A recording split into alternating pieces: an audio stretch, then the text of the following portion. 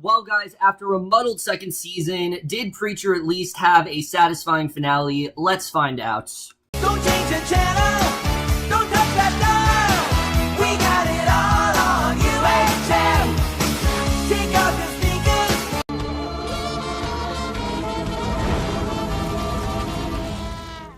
Hey guys, it's Cameron for the season finale of Preacher, Season 2, Episode 13, The End of the Road, and as you guys know, it's been a very up and down kind of season. The first half of this season was fantastic. It had a lot of great mythology. Again, they really did, I think, build up the mythology very well. They gave us more reasons to like these characters. They had a very compelling villain, and then right when Jesse, temporarily got rid of the Saints of Killers, the show just kind of stopped. It just kind of slowed down. It didn't really seem like it knew where to go after that. They introduced her Star, which was, supposed to replace the Saint of Killers, but it just didn't really work out. And, throughout the weeks, the show has been mediocre to good to even just really boring at points, to just flat out, tons of missed potential. And it's just gone on way too long, honestly.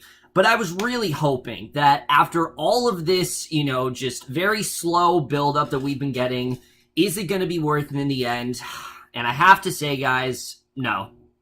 No, I hate to say it, but this finale really disappointed me because I was really hoping we get some really satisfying payoff in this finale, maybe some really cool action scenes, maybe some really cool twist here and there.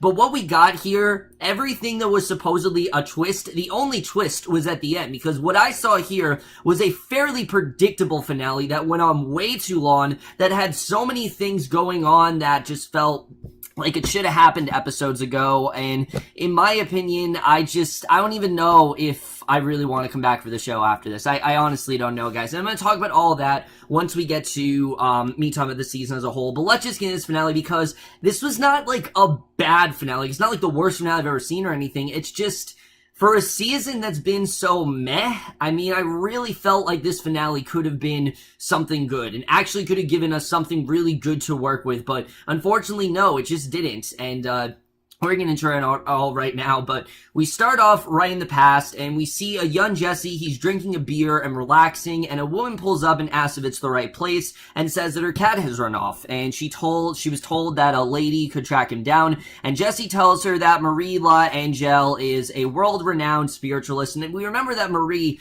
this is the woman that, did, lock Jesse up in that, in the swamp or whatever, the same place he put the Saints. This is the woman who did that, and he assures the woman that she'll find the cat and quotes $8 and welcomes her to Angleville. So Jesse then continues to collect money from people arriving. A man drives up, says he's there for the tombs. Jesse has no idea what exactly he's talking about, and he addresses the man as Office, well aware that he's undercover, and the officer drives as Jesse gives him the finger. Later, a car then pulls up, and Jesse greets the people inside, TC and Jody, and they give him a bag of fast food. He hands over the money he's collected and then the wallet that he stole. TC then grabs Jesse's hand and twists it. He takes the wallet, drives away, and a chicken then picks at his food, and Jesse kicks it to death. He then runs down the road to the family manor, goes inside. He asks Marie to bring the chicken back to life to see if she can, which, that's basically the reason he did it, and Marie warns him that everything has a price. Jesse puts the chicken in front of her, and I'm not gonna lie, this opening was really intriguing. I actually really did like this. I'm like, alright, how's this gonna connect? And it really does until the very end of things here, but I did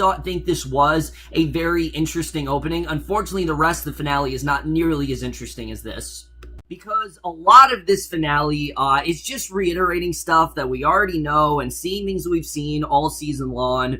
But we see Jesse, he's waiting in a cathedral, checking a car with his upcoming speech. A janitor bumps into him. The man apologizes, moves on. Jesse checks his phone to confirm that Tulip hasn't returned his calls, and Star then comes in, tells Jesse that there is something calling him Messiah. That's what they want to call him now. And Jesse tells Star not to call him that, but Star says that they have to start somewhere, and the speech has been carefully designed to introduce Jesse to the world as the new Messiah. And at this point, I'm so confused with Star as a character, because it seemed like in the beginning of the season, the whole purpose of Star and the Grail is that they wanted to keep Jesus to themselves, and they wanted to try to derail Jesse's quest in finding him, but it seemed like then Star was a villain and that he wanted to kill Jesse and get rid of him, but now he's like intrigued by him. It's just this character, look, Pip Torrens is fantastic as his character, but he's just such a confusing mess of a character. I can't tell where they want to go with him. Is Star on Jesse's side? Is he not?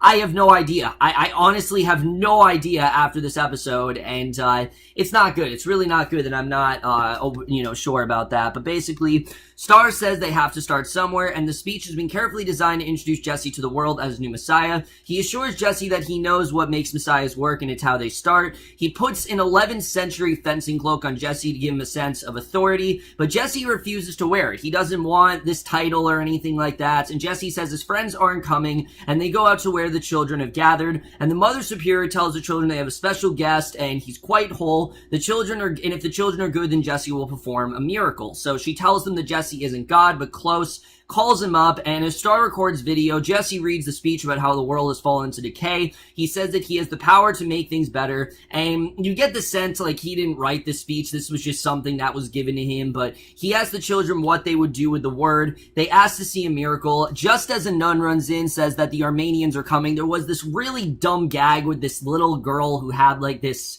one of those like, he squeezes and like it starts making fart noises. I mean, that's just the kind of humor the show has, and it's really out of place here. But gunshots ring out. Jesse tells everyone to take cover. The gunmen then burst in. Their leader tells Jesse to move aside, and when Star objects, one of the gunmen hits him in the stomach. Jesse tells them to put their weapons down. The leader asks what he said. He puts a gun to his head and asks what he said, and when the man gets close enough, Jesse grabs the man, disarms him. The leader fights back. He shoots him, but nothing happens, and the leader charges at him with a knife. The other gunmen run forward as well. Jesse defeats them, all as Star looks on, smiling. The police then arrive. They take the men aside, and the children then chant Jesse's name. Jesse says Star, packing up the video camera, and they leave. So he goes after him. Star says that the video is posted and trending, and they've been invited to appear on Jimmy Kimmel Live, which this is just ridiculous. The fact that this is where the storyline's going, they're gonna be on Jimmy Kimmel Live. It should be, like, really fun, but it's just dumb. It really is. It's not fun to me at all. It just seems really dumb, and it seems like they don't know where the hell they're going with this. But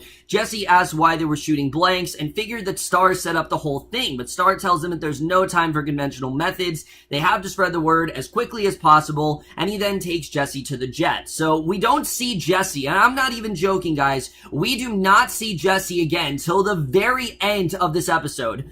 Main character here, people. Main character, we do not see him till like the very end here, which is absolutely ridiculous. The rest of this episode is just reiterating stuff that we already know, basically having things, events take place. They're supposed to be really shocking, the things that I pretty much have predicted from the beginning of this season, and go in these, like, directions that I think we pretty much knew was going to happen. And that really is, like I said, the main problem with this finale overall.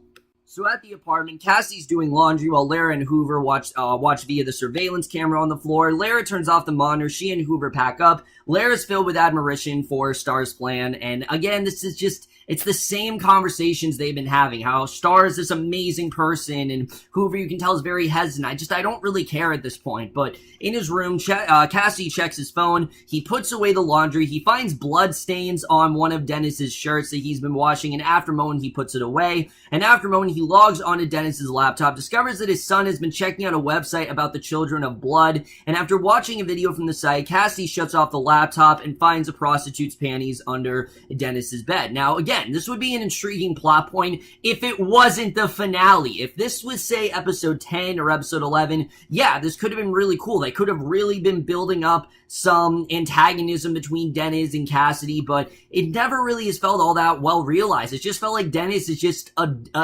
background character that should have been killed off episodes ago. I've said this ever since they transformed Dennis into a vampire. He's just felt like complete deadweight. He really has. It just feels like there's been a ticking clock ever since his demise, and not for good reason. I mean, sometimes that can work. Sometimes you can have a character who you know they're going to die, and it's really intriguing. But this character, he just has had nothing to offer, and the storyline they go with him is just so predictable, and it's not at all shocking like the episode thinks it is. So Tulip is shopping. She sees a woman with her baby. Moving on, Tulip goes to the counter. She pays for her purchases. He points out that she's buying a lot of sunscreen. She takes offense at his comment. The clerk is watching TV. A newscast about Jesse is playing. She sees it, shows the clerk her ID for the booze, and when the clerk calls her darling, she grabs him by the collar, knocks him out, takes the money from the register, offers it to the mother as she comes up. I didn't understand why she did this in general, like what was she really trying to do here, but she quickly leaves and Tulip tosses down the money and leaves with her supplies. And again,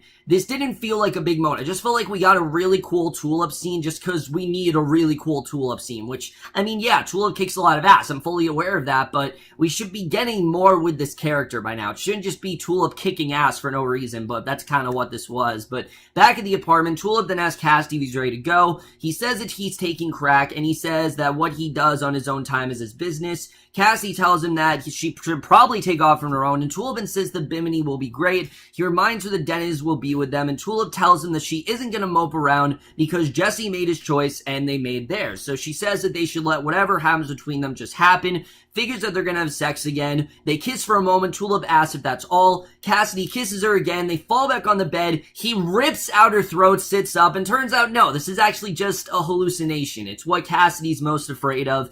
She comes in, interrupting Cassidy's daydream, asks if he's ready to go. She sees he's taking crack, shrugs, and goes off to pack. And again, it doesn't feel like this amazing thing. Like, holy shit, Cassidy could have killed Tulip. It just feels like whatever at this point. Like, yeah, definitely Cassidy is going to think about that. It didn't really feel like this big moment that the show wanted it to, but we do see quite a lot with Eugene and Hitler, luckily, because they've actually been one of the bright spots of the season, but they're escaping from hell via a hatch in the middle of the field. They run off as alarms sound behind them. A minute later, the hatch starts to open. Meanwhile, the two men run and they keep running. They come to the frontier, and a figure in a hood is waiting on the shore. Hitler tells Eugene to tell the man his name and that he doesn't belong there. Then the figure will blow his horn and see that Eugene crosses safely to the other side. So Nazi tells Eugene that it's impossible to escape except for someone like him. He says goodbye and tells Eugene that he's going because it's the end of the road. Eugene wonders what's going to happen to Hitler, and Hitler says that all they can do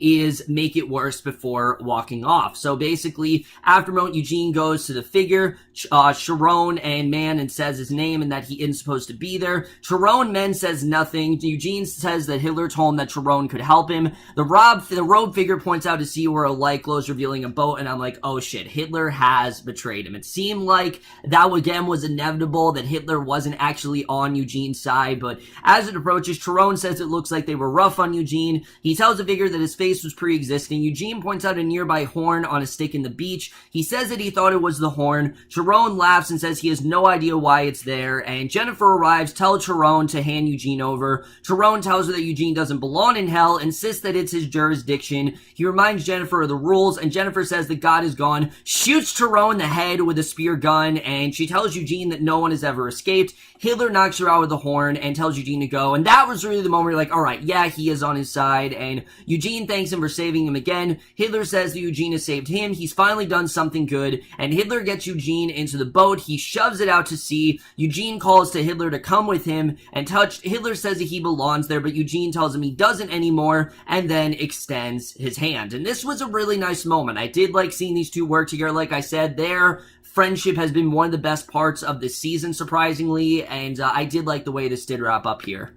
As they drive back, Jesse's checking his phone. He discovers he has no new messages, and Star asks why Jesse didn't just use his power, and Jesse says he didn't need to. The Guerrero leader tells him that he will, and this line is very confusing to me, especially when we get to the end of the episode. I'm very confused by this, but Jesse checks his phone again. Tulip confirms she has no new messages and packs for Bimini. Dennis is in the kitchen drinking blood when Tulip comes out. He ignores Tulip and walks out, and Tulip then drops her lip balm. It fails near the surveillance camera, and she realizes actually what it is, that she is in fact on surveillance. And again, it's a great moment. It's well done the way it was executed, but you knew this was coming. You knew she was eventually going to find out. This should have happened episodes ago. It should not have taken her till the finale to really figure this out.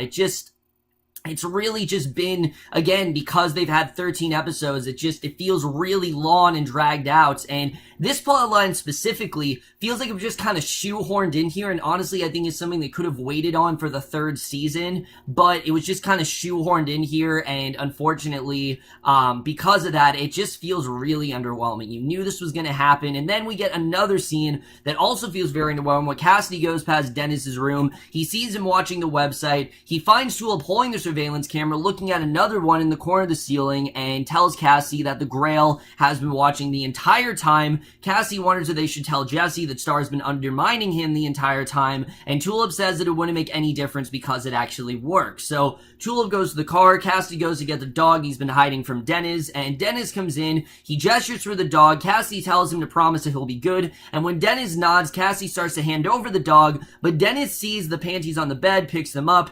Cassidy tells him to put them down, but Dennis asks if Cassidy can be good, and his father admits he can't with Dennis around. He probably does, the most unpredictable thing in this episode, shoves him out the window onto the patio, and the sunlight finally burns Dennis to ash. Cassidy holds the window closed so that Dennis can't get back in, and again, like I said, guys, this should feel like this amazing moment, like, wow, Cassidy actually did it, he killed Dennis, but I'm just saying, no shit, he did it. I mean, once we knew that Dennis was going rogue and that he had this, evil agenda on him and all of this, the evil was kind of corrupting him, you knew that Cassidy was going to kill him. I mean, there was no question about that whatsoever. So nothing about this is unpredictable. Nothing about this is shocking. And like I said, they should have done this episodes ago. This honestly should have happened when Cassidy turned him into a vampire. It's, despite how well the plotline was executed, Cassidy just should have killed him. He should have killed him because Dennis just felt like complete dead weight to the show. I did not understand what the point of this was. I get it that Cassidy and,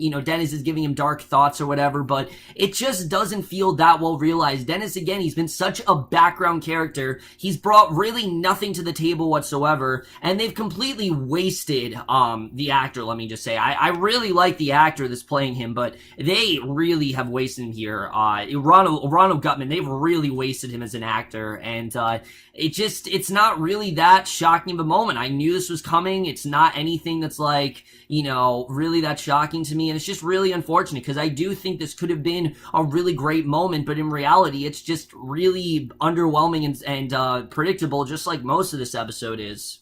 So Eugene and Hitler arrive back in the real world. They take a bus. Their bus pulls up and the two men get out. Hitler then runs off when Eugene's back is turned and a car hits him. After a moment, he gets up. He shoves a homeless man away, limps into an alley. Eugene curses him, walks off the other way. So at this point, again, Hitler's as confusing as Star, where one time it seems like, yes, he is on Eugene's side, then it seems like he's not. It's like, where are they going with this character? Is he on his side or is he not? Just pick a side here. And I swear to God, if we have a season where Hitler tries to, make America, Nazi America or something, I'm just done. I'm not gonna be down for that whatsoever, because if Hitler actually is evil, I'm really not gonna be into that at all. I think it's just a really dumb idea, and, I get it, the show's darkly humorous or whatever, but in general, I really wanted Hitler to just be a good guy, and this whole arc of Hitler actually doing something good and realizing that he actually can be a good person, yes, obviously, it's not condoning what Adolf Hitler did, but it's showing this more softer side to him, and the fact that it's just kind of diminished now, I'm just kind of, again, it's just, I'm not surprised because how stagnant the writing has been all season, and really just, how underwritten a lot of things have been, but this character in general was one of the best parts of the season. If they're going to take him this direction, I'm going to be really pissed, honestly, but Tool of them waits in the car outside the apartment. Cassidy finally gets in, tells Tool that Dennis changed his mind about going with them. She goes back in to say goodbye, and Cassie lets the dog go. She knocks on Lara's apartment door, discovers that she's packing, and while she waits for Lara to come out, she finds a screwdriver with glue like the glue that was used to stick the surveillance camera in place, and realizes, yes, she is in fact behind it. She comes out, thanks for showing her how to be strong. Hoover comes out from the shower in probably the worst type of acting he could have done here, where he's asking her for something and then just, throws the word bitch. I mean, it was funny, but it was just really dumb, and Lara recognized him as the man who pretended to be Lara's abusive boyfriend, but He goes back in the bathroom. Lara claims she still has a way to go. Tulip points out that she never did tell Lara about Dallas. Lara admits that she never did. She goes for a gun. Tulip prepares to throw the screwdriver at her, and again, there's nothing shocking about this. The fact she pulls out a gun, we knew that Tulip was gonna find out in some way. We knew that there was no way that Lara was actually gonna get away with this, and it's just really predictable. Again, it's just kind of meh, honestly. But at the airport, reporters wait at the jet. They shoot questions at Jesse. Star tells them to watch for more on Kimmel. And as Jesse gets into the jet, a field of 10 kneels and praised him. And on the jet, Star tells Jesse that he's a natural and they'll be in good shape. Cassidy calls Jesse. Star sees it. He tells Jesse the redemption is calling, not his friends. Jesse takes the call to see if they're okay. And once he talks to them, he summons a grail car and heads back. So you know definitely something happened. And as it drives off, Star tells Jesse, him that when he's done helping his friends, he can come back to for his soul. Once Jesse is gone, Lara then calls to tell Star what happened. He says he'll deal with her later, and in the meantime to cancel the ambulance. So yeah, this was all staged, but what happens next does not make sense to me whatsoever. But the car arrives at the apartment. Jesse runs in. He finds Cassidy kneeling over Tulip, who's just bleeding out on the floor from the gunshot wound. Jesse tries to stop the bleeding without success. He has Cassidy get blood bags in a syringe, and I'm like, there's no way they're actually gonna kill Tulip. It's just not gonna happen. The ambulance doesn't arrive. Cassidy doesn't have Tulip's blood type. Tulip goes into convulsions. Cassidy tells him that he'll have to use the word on her, and after a moment, Jesse tells Tulip to breathe, but it's not working for some reason. Now, this was the one interesting thing that I actually did like. The word is not working here for some reason. Somehow, it's just ineffective, and Jesse tells Cassidy it doesn't work anymore. Cassidy says he can help Tulip, shoves Jesse away, bares his fangs, and Jesse kicks Cassidy back, tells him not to tell Tulip, and Cassidy attacks him. The two men fight, but stop when Tulip starts panting, and Cassidy tells Jesse that he has to let him do it because the only way Jesse lets Cassidy go, but then he tells him to stop and pulls him back. He tells Cassidy to just let her die, and Tulip then dies on the apartment floor.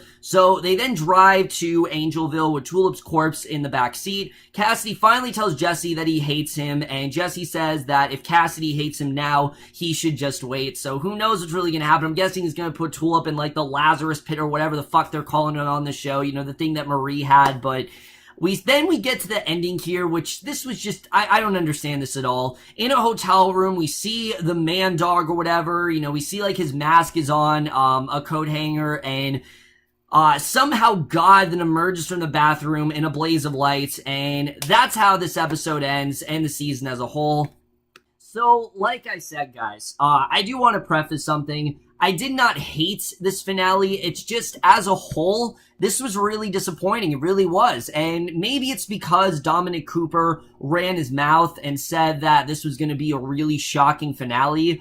I don't know about you guys. Pretty much everything that happened here, despite the word not working and Tulip supposedly dying, which, I mean, come on, we know she's not dead. There's no way that she's actually dead. It's not, there's no way they actually killed off Tulip. It's just not happening.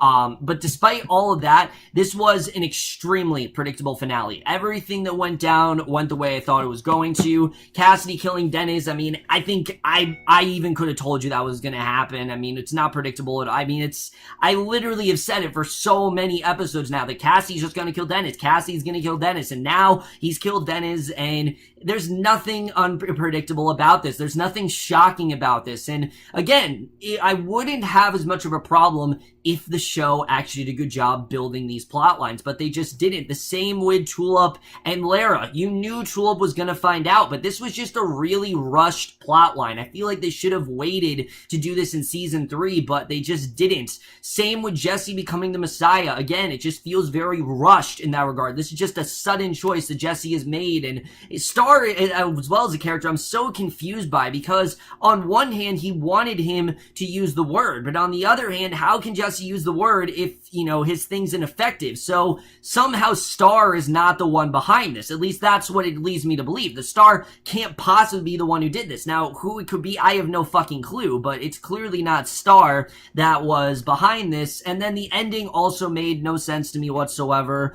In the end, guys, this finale was just really, really mediocre. It really was. There's really no other way to put it. It was very predictable. And then Hitler as well. Even when we got Eugene and Hitler, the way that Hitler seemed like he was going to be on his side, and then he just ran off the second that, Eugene seemed, it seemed like everything was good between him and Eugene, and then Hitler just ran off. Again, it was just really dumb, and I just don't really know where we're gonna go from here. Again, I didn't hate this finale by any means, but I wasn't really a big fan of it either, I could say. I did not really like the way a lot of this played out, and unfortunately, guys, I do have to give the finale of Preacher, again, it's not a terrible finale by any means, but it just was a very mediocre finale as a whole, and I am gonna give the season finale of Preacher, Season 2, Episode 13, The End of the Road, a B-.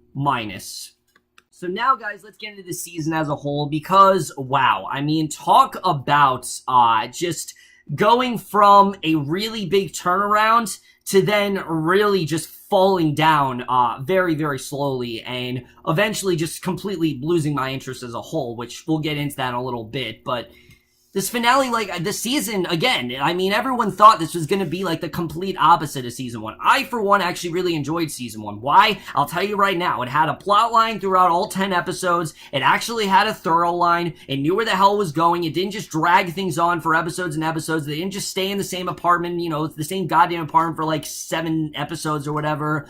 They actually had a plot line that was compelling, that actually went somewhere, and Jesse was actually a rootable character then. Now, I don't even know if I want to watch this show anymore. I really don't, because the first half of the season promised this was going to be a fun road trip type show. Everything seemed great. Cassidy and Jesse were on good terms. He had kind of forgiven Jesse for him kind of taking Tulip, but Jesse and Tulip seemed like they were on good terms. It just seemed like everything was going to be really, really fun. But again, once the whole Saint of Killers thing went away, then the show just really got lost in plot, and it seemed like it didn't really know where it wanted to go anymore. And that really leads me to my main problem with this season. This season in general should never have been 13 episodes. I mean, on paper, it sounds like a good idea, right? 10 episodes. Some people said that it wasn't enough, that maybe they could have done more. I was like, all right, 13 episodes are going to expand the mythology more. They're going to give us more to do with these characters. It's going to make sense why we have 13 episodes.